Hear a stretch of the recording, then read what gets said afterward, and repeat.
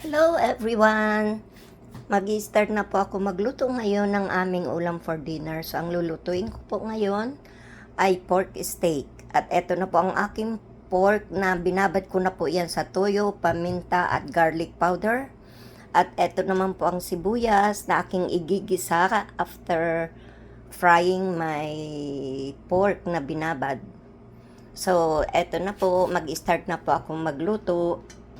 So, ito po, tapos ko na pong iprito ang aking pork. So, ngayon nagigisa na po ako ng sibuyas. Ito po.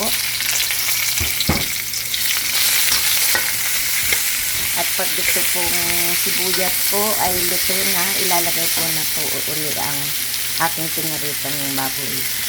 Ito po, nilagay ko na po ang ating piniritong pork. At ilalagay ko na rin po ang pinagbabarang ko dito. Ayan po. So, pakukuloyin ko lang po ng mga 2 to 3 minutes ito at luto na po ito. So, eto po, luto na po ang aking niluto na pork steak.